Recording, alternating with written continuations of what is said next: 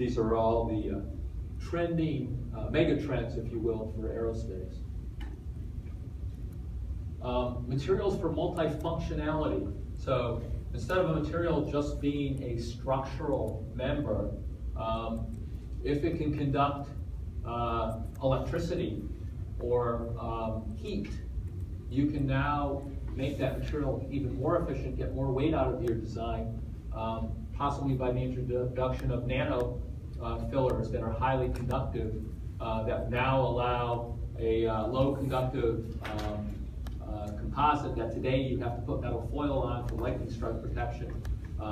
In the future, with that nano reinforcement, you can get the same conductivity that you could get with a superconductor. Same thermally, managing heat through the introduction of multifunctional materials. Introducing ways to reduce noise and vibration through energy absorption of the material through fillers and, again, nano reinforcements. Smart materials, shape changing, whether it's shape memory alloys or materials that react to external inputs like electrical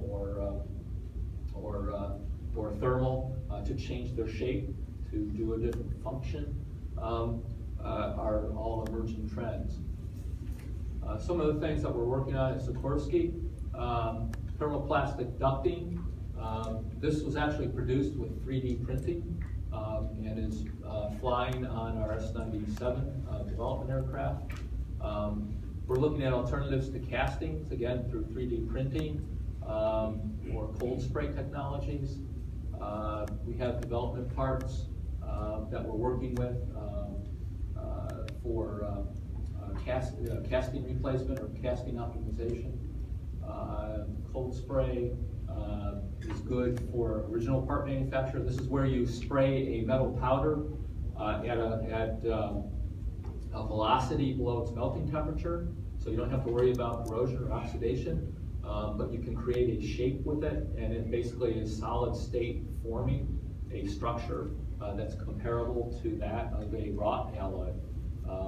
And you can essentially deposit your part without having to take 18 months to make a forging that you then machine down to a part. Okay, so in conclusion, this was intended for a materials engineering audience, but again, I'd say generically, when you're dealing with your Fick's law or Hooke's law or looking at grain boundary interactions or doing your thermodynamics homework, it's easy to get caught up in the details of what you're doing, but remember that's all preparing you for these things, which are to make vehicles go faster, to make vehicles safer, making vehicles more affordable, creating a sustainable product, making those products not in 8+ years, but maybe less than 1 year through modeling. Maybe you're even getting the skills to save lives.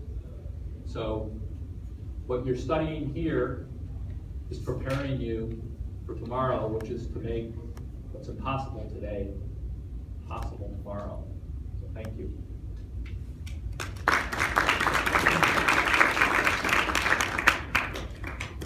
Any questions? What concepts does Sikorsky have for cutting edge technology in siding?